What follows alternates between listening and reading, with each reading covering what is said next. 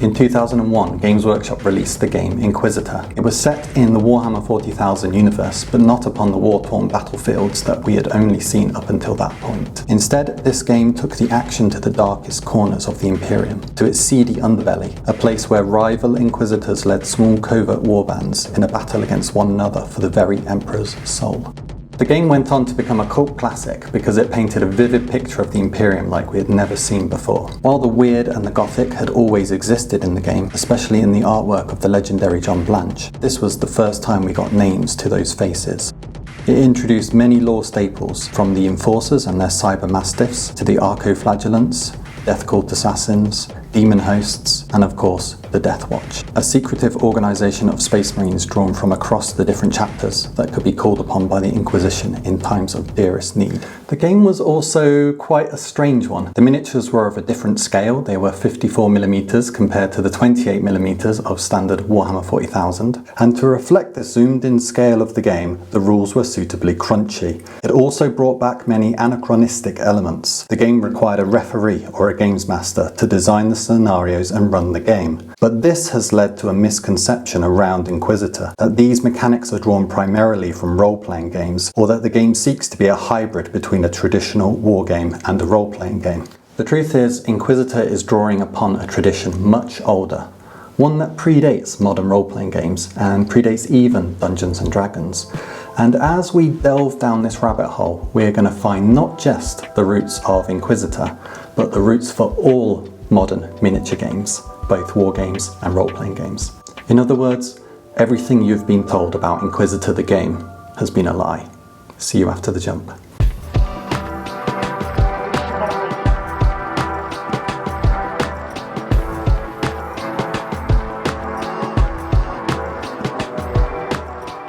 Hey everyone, welcome back to the channel. A quick introduction for those of you who are new here. My name is Sam Pearson, and for over 7 years I worked as a games designer and a product developer at Games Workshop. Now this channel focuses on tabletop games design, and in my last video I dissected one of my own games, which is Age of Sigmar Spearhead. I also looked into a games design concept called feedback loops and how they're employed in Spearhead to help the game balance itself in a way. So check out that video after this one if you are interested. Link at the end. In this week's video I want to do something a little different, and that's explore a much older game from way back before my time in the studio. So the topic of this video is Inquisitor, which is a game I find so fascinating because it's so different to anything else Games Workshop has ever made. In this video I hope to shed some light on its inspirations because I think they're forgotten about in its discourse. I also plan to take a look at the rules and the mechanics of Inquisitor, talk about what I like and what I don't like,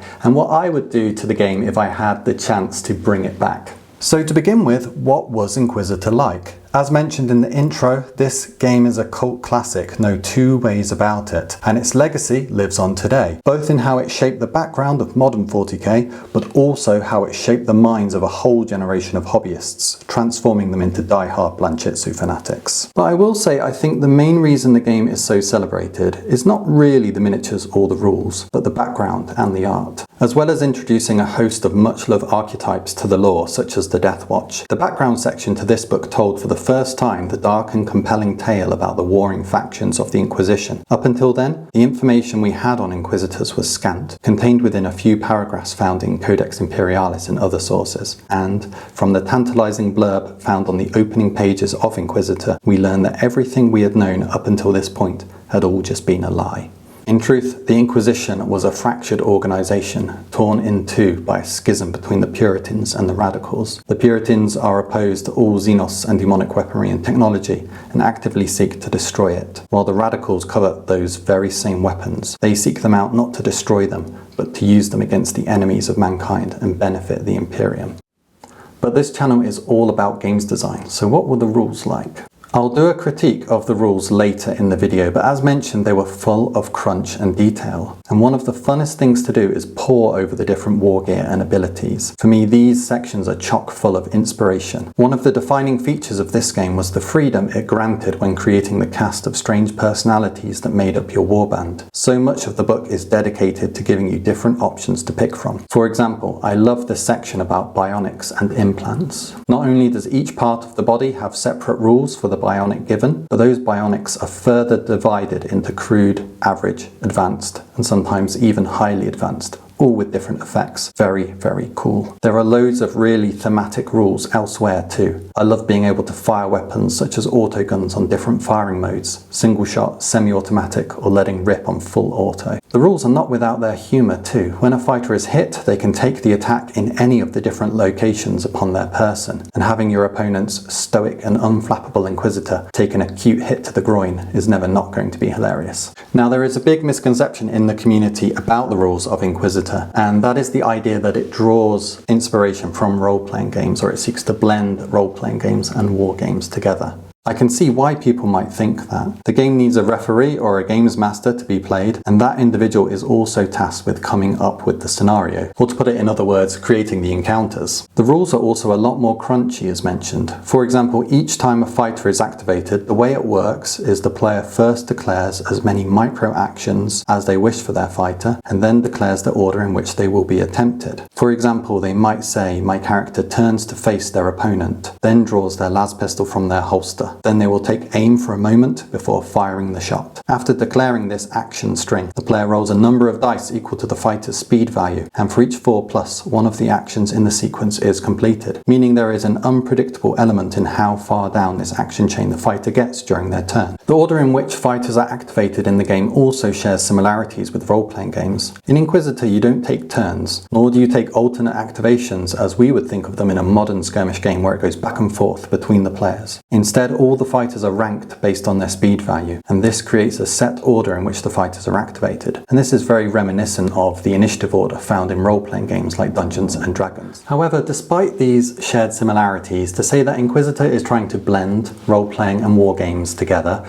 or it's drawing inspiration from role-playing games, is a mistake in my mind, and let me tell you why. Inquisitor is not drawing inspiration from tabletop role-playing directly. It is drawing inspiration from something older, tapping into an ancient lineage and a type of skirmish gaming that predates even Dungeons and Dragons. And not only that, this early style of narrative gaming might not just be Inquisitor's inspiration, but one of the biggest inspirations to all modern miniature war games and tabletop role-playing games. Gav Thorpe, the game's principal writer, has said in interviews he was attempting to tap into something older, and there is one game in particular that it owes a lot of its DNA to. The game I'm talking about is often overlooked, or maybe it never got the credit it deserves, and that's kind of why I wanted to make this video. Now, the game is actually hiding in plain sight. There is a picture of it inside the Inquisitor rulebook, no less, and that game is called Western Gunfight Wargame Rules. Now, you might be forgiven when hearing the name Western Gunfight Wargame Rules, or when reading Jervis Johnson's commentary on those very pages, into thinking it's referring to a genre of games. And while that would be true in time, there is one game that lies at the heart of all of this. The Western Gunfight Wargame Rules were created by Bristol trio Steve Curtis, Ian Colwell and Mike Blake, and first published in 1970. It was a man-to-man wargame, which is what would later become known as a skirmish wargame to you and I. The rules were first developed with the intention of recreating the most famous gunfight in the Old West,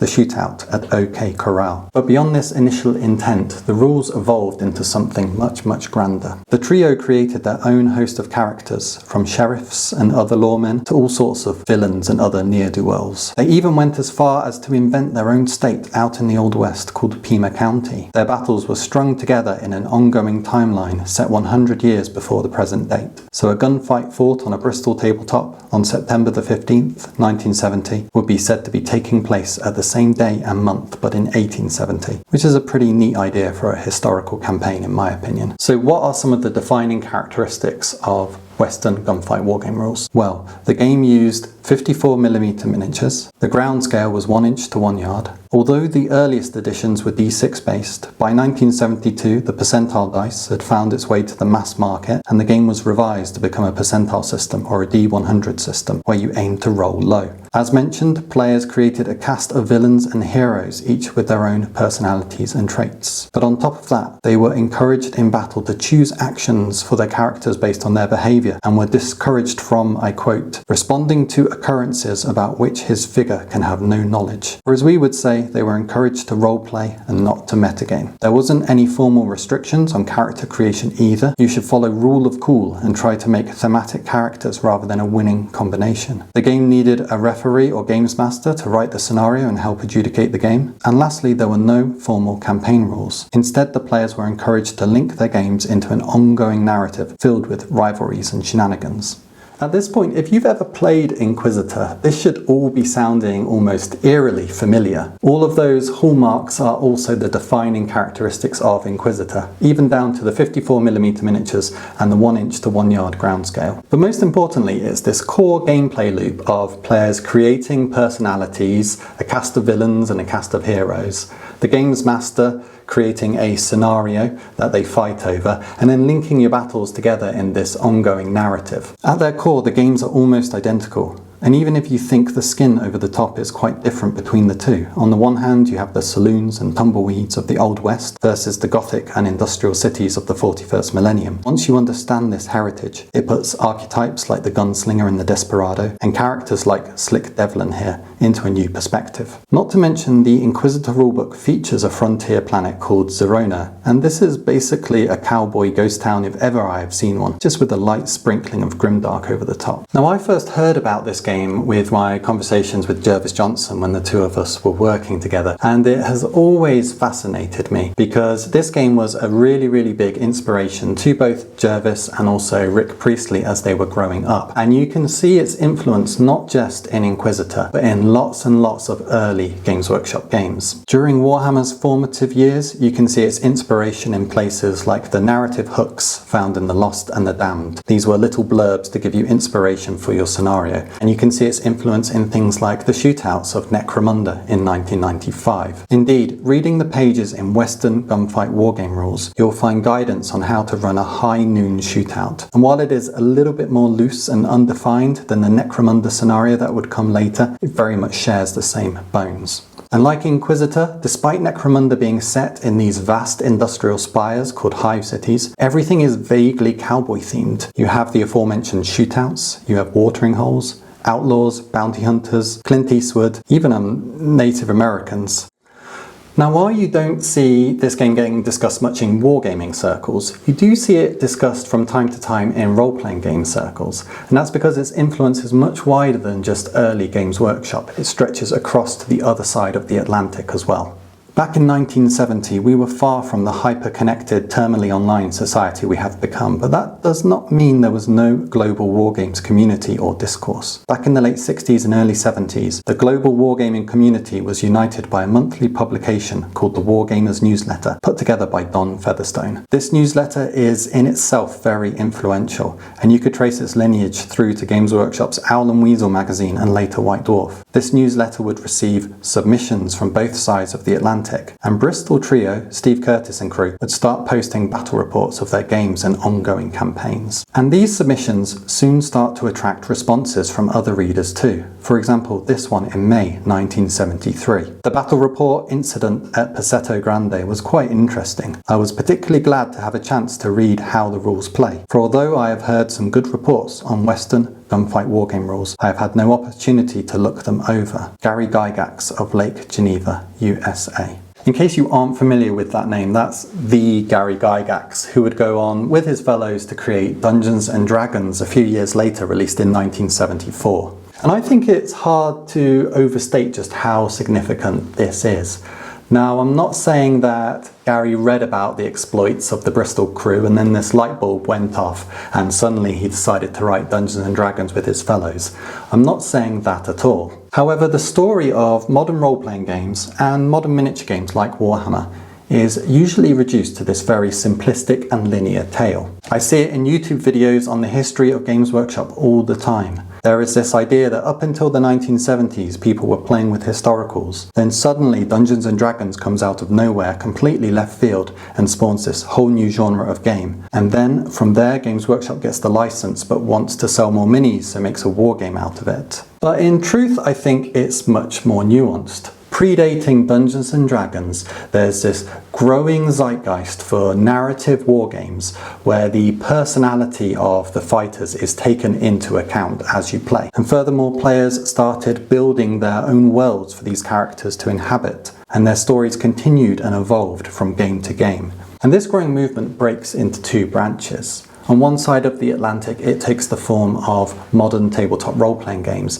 And in 1974, Dungeons & Dragons is released, and it's certainly the first recognizable tabletop role-playing game. But the other branch are these narrative skirmish war games that evolved out of the Western wargame Gunfight rules. For those who are already playing the Western Gunfight wargame rules and its successors, the first role-playing games like Dungeons & Dragons slotted in naturally alongside those games which they had already been playing for years. Rick Priestley had this to say on the subject: "When Dungeons & Dragons came along, we were already doing something very similar, playing fantasy-based skirmish games with personalities inspired by the Skirmish Wargames group, which was Mike Blake and his mates." So to bring this back round to Inquisitor, when compared to other modern skirmish war games, at a first glance it may appear to be borrowing elements from role-playing games. But the truth is, there is an older style of skirmish wargaming that Inquisitor is tapping into. And this style of gaming was incredibly influential in the growth of miniature games, both war games and tabletop role-playing games as we know them today. In the second half of this video, what I want to do is explore the games design of Inquisitor. Now, while I said it is certainly a cult classic, and is very inspirational to me, and its influence is very, very widespread and undeniable, I think that its gameplay leaves something to be desired. So first, I want to break down its game design into two parts, and that is the concept and the execution. Or in writers' terms, you could think of this as the promise and the payoff. I think Inquisitor has the best promise of any wargame, bar none. What could be more exciting than making an Inquisitor and a motley crew of misfits and rooting out enemies and corruption in the underbelly of the Imperium, choosing a side for your Inquisitor to fight for, the Radicals or the Puritans, and telling an evolving narrative for them over a series of linked games. It all sounds incredible, even today, and just talking about it makes me want to start a new modelling project.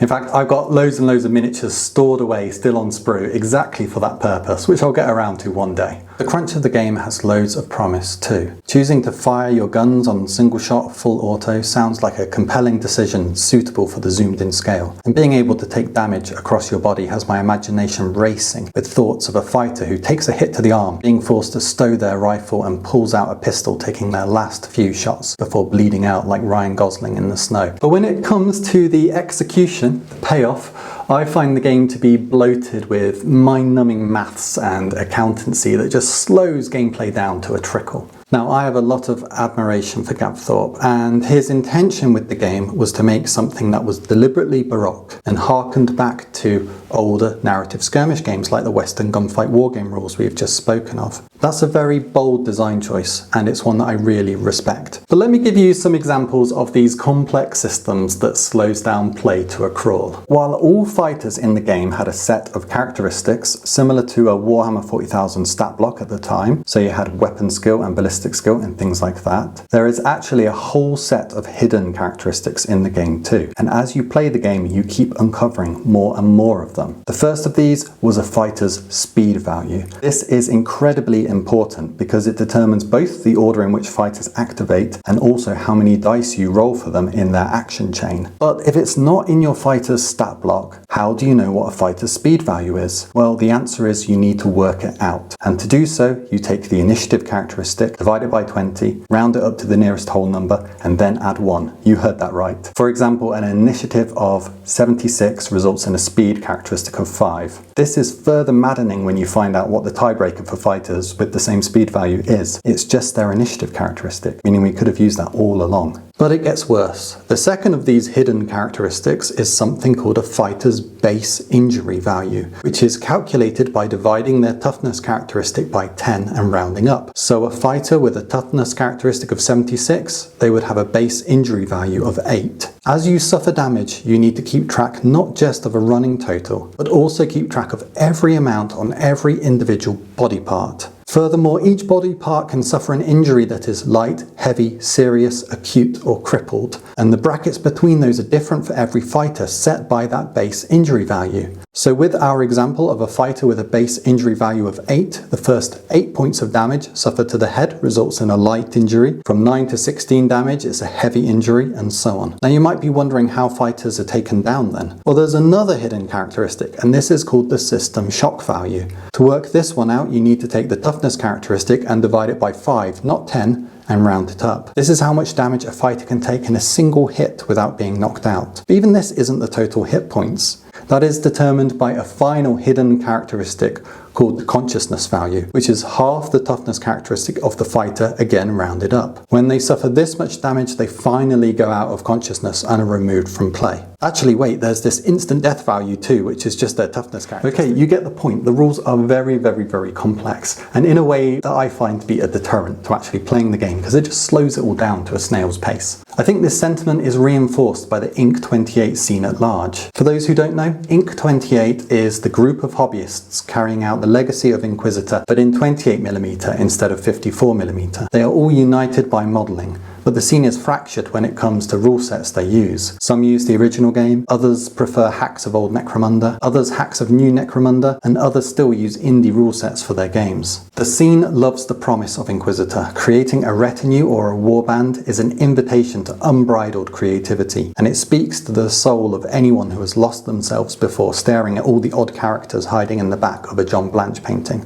But actually playing the game, that's a whole different kettle of fish. As well as this overly complex calculus and tracking that you need to do, one of the other problems with the execution is the book is just missing so many nice to haves in my opinion. Firstly, there are no scenarios in this book, not a single one. And while the idea is for the games master to make the scenario of the game they'll be refereeing, having at least 6 or so to get you started would really help players. I can't help but compare it to the original Necromunda and its Outlander supplement. Here you have a slew of fun scenarios to use. Not only that, in those books, there is also a whole section on how to be an arbitrator. The arbitrator is someone whose role is similar to the games master in many respects, and they are encouraged to design their own scenarios. But above and beyond just giving you advice on how to create special scenarios as the arbitrator, the book provides you with some big aspirational scenarios to start with. One example is the Lord of the Spire, which turns the Underhive into a multiplayer game show. Whoever can scramble to the top of the tower and press the red button first wins all the credits. The second thing it's missing, in my opinion, is a point system. Now, you can have lots of debates around a game like Inquisitor.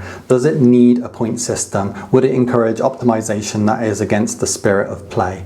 But ultimately for me, point systems are fun. That's the simple truth of the matter. It's fun to go shopping, it's fun to have a budget, it's fun to weigh options against one another, and that's what a point system allows you to do. And that's for casual and narrative players as well as competitive ones. Personally, I don't think I would ever design a game with a wealth of options that didn't have a point system to balance them against one another. It's why when I designed Ambles of Apotheosis for Age of Sigmar, which is a system that is very much about creating characters for narrative play first and foremost, I still made sure that every option had a points cost associated with it to give players interesting choices as they built their characters. Sid Meier says it best: "A game is a series of interesting choices." That's a quote I live by in game design, and for me, a point system is one of the ways to get there. Lastly, I will critique the need of a games master in Inquisitor. For me, it's really unfortunate that the game requires one to run. Now, I play lots of role-playing games, and when I do so, I am usually the GM or the dungeon master. I absolutely love it. Right now, I'm preparing to run a new campaign of a game called Mythic Bastion Lands. If you haven't heard of it, it's this really, really cool game about knights traveling the realm as they solve myths. And I love being the GM in a role-playing game because it's genuinely fun. When you GM in a role-playing game, you are playing the game just as much as the players. You take control of all of the NPCs and the enemies that they fight, as well as creating the world that they are exploring. GMing wargames, on the other hand, is just a lot of standing around in my experience. Or you might have this cool reveal when one of the warbands enters a certain chamber or something like that. You unlikely have something to do on every single turn. And this is compounded in Inquisitor because it never makes it clear if the GM should always be the same player or not. In the Western Gunfight wargame rules, the referee was meant to change every game. There is a round robin so everyone gets to play the game as well. In Jervis's article in the Inquisitor book, he also stresses this, but the actual rules text is a little bit unclear. And if you presumed it should be the same person every time because, well, that's how it works in modern D&D, well, that person has signed themselves up for a lot of work and none of the reward they would normally get from an RPG.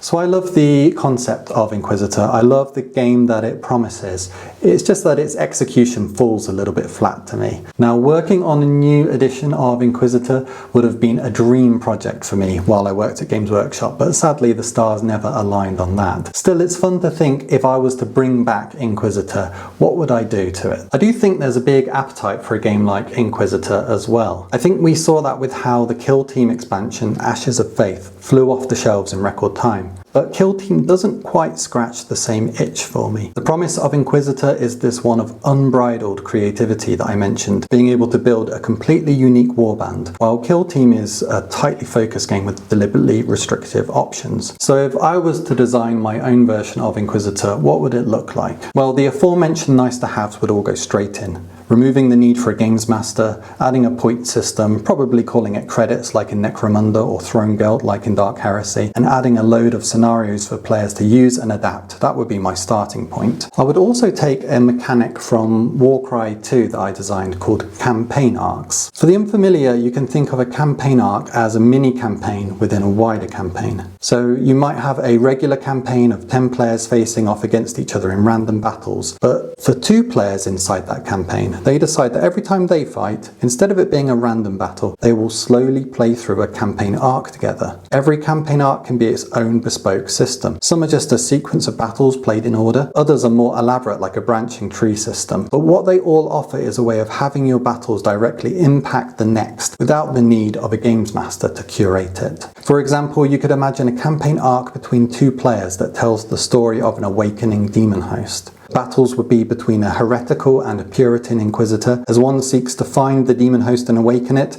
and the other seeks to destroy it. The final battle would revolve around the demon host, and the battles in the run-up would determine who starts in the chamber with it, and what assets they have at their disposal. Furthermore, I would do something about the game's crunch, and that's what I want to talk about in the final section of this video, because it wouldn't be to remove it entirely. Right, before we dive into this section, we should probably discuss what crunch actually is. While there's no formal definition, for most people, crunch describes the complexity of the rules. But this complexity can come in many forms. A game where players assemble their own force and have a myriad of options to choose from, for example Warhammer 40,000 or Magic the Gathering, might be described as having crunchy list building. A game with detailed combat rules with lots of options and tricks like Pathfinder 2nd edition or Dungeons & Dragons 4th edition might be said to have crunchy combat. When it comes to older wargames, such as Inquisitor, the term crunch is usually referring to simulationist rules, shooting guns on different firing modes,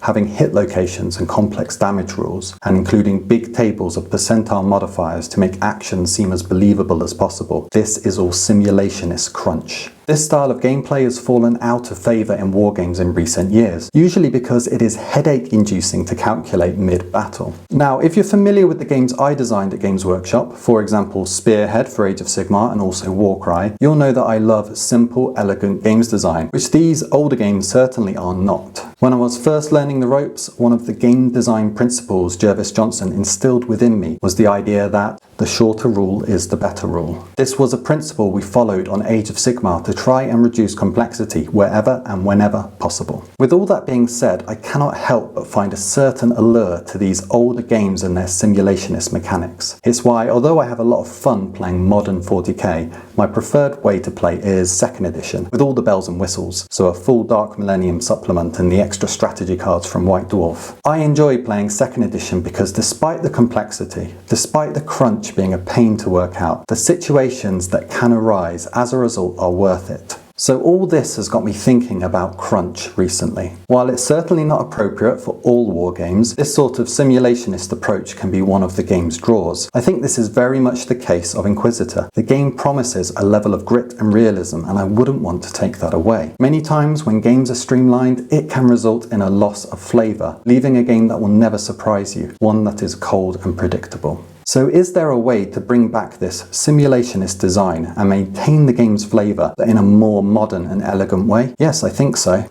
And to do so, I'm going to draw a distinction between something I call crunchy inputs and crunchy outputs. Crunchy inputs are complex systems that require a lot of mental load to calculate and keep track of. For example, counting all the bullets inside a gun, or keeping a running tally of the damage suffered on every part of your body in Inquisitor, including their groin. Crunchy outputs, on the other hand, are the emergent after effects of those simulationist systems. Things like your character limping due to a leg injury or a gun jamming. For me, it's the crunchy inputs that are bad, because these are the mechanics that slow the game down to a snail's pace, whereas the crunchy outputs, those are the things I love. Those are the elements that arise unpredictably out of your game and are deeply immersive and narrative. And if I was to redesign Inquisitor, what I would look to do is to minimize those crunchy inputs wherever I could, while still maintaining those crunchy outputs. Alright, let's put this into practice. Let's take this approach to Inquisitor's brain-melting damage rules. How can we keep the outputs we want while shedding all the complex inputs? Well, what I would seek to do is boil down all the outputs to the 6 that are the most impactful and narratively enriching. I'm thinking of outcomes such as getting knocked back by the impact, limping from a leg wound, losing functionality in an arm, slowly bleeding out. You could remove all the other outputs from the damage system and place these in a simple table that fits on a single reference card. You could even absorb other mechanics such as the pinning rules into that reference card, turning a previously detached system into just another output here. You would then strip away all the rules regarding hit locations, tracking damage, and make the input as simple as possible. Every fighter has a life total, and when they take damage, you roll on the table. This way you maintain the narrative focus of the game without sacrificing any of its flavour. Your game is still one where fighters can be hit in the arm and forced to use a pistol for the remainder of the battle, and it is still a game where they can bleed out like Ryan Gosling in The Snow, but you've taken away all the tedious accounting previously required to get you there. If you wanted to take this further, perhaps it's not a table, perhaps it's a deck of cards, call it the damage deck. The input remains incredibly simple still. Every time a fighter takes damage, you draw a card from the deck, but the design space it opens is massive. So the main point I want to stress is that these sorts of simulationist rules aren't inherently bad. I have a lot of fondness for the older Warhammer games because they have these immersive situations that arise out of these crunchy rules, and that's something I really love. It adds an unpredictability to my game that is just full of flavour. And with a game like Inquisitor, I would really seek to preserve that. I think that's a big part of its promise.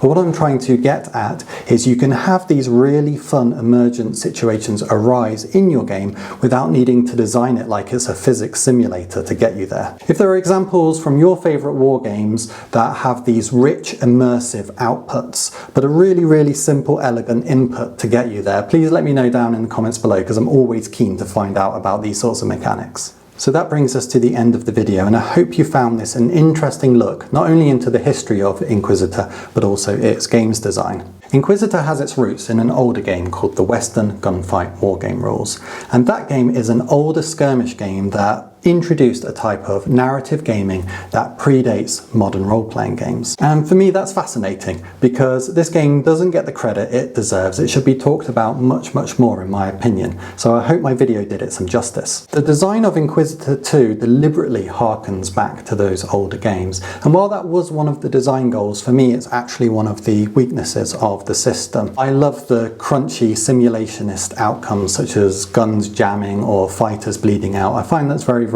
cool, but I think we can get there with much more elegant inputs in modern games. Quickly, I wanted to say a lot of the research for this video came from my time working with Jervis Johnson. He introduced me to the Western Gunfight wargame rules, and you can actually still pick up a copy of the rules brand new in an expanded edition, so I'll put a link down in the description where you can find this if you're interested. There are also 2 excellent interviews from Film Deck Miniatures channel. One is with Rick Priestley and Jervis Johnson, where they specifically mention the Western Gunfight wargames rules. I'll include links and timestamps. The other is an interview with Gab Thorpe on the design of Inquisitor, where he has many insightful and thoughtful observations, so go check it out. I also referenced 2 online blogs in the making of this video, and they have articles exploring further the link between Western Gunfight wargame rules and Dungeons & Dragons, so have a look in the description for those if you're interested. As the channel is still new, I want to give a quick shout out to everybody that's left comments on my first 2 videos. Thank you so much for your kind words, it's really appreciated. And in the comments for this video, please let me know what you thought of the video and also what other older war games you would like me to delve into. If you've not already subscribed, please do so, and make sure you hit the notifications bell to on as you do so you don't miss out on the next video. For the next video, it's going to be the first that fully focuses on games design, and we're going to be looking at activation systems inside war games. So yes, there will be I go, you go, there will be alternate activation, there will be a big throwdown between the 2. We can decide which one's better. But above that, I want to look at other sorts of alternate activation systems that are out there and what is some new uncharted territory that we could explore. So that should be a lot of fun. So make sure you tune into that video next week as well. Until then, bye for now.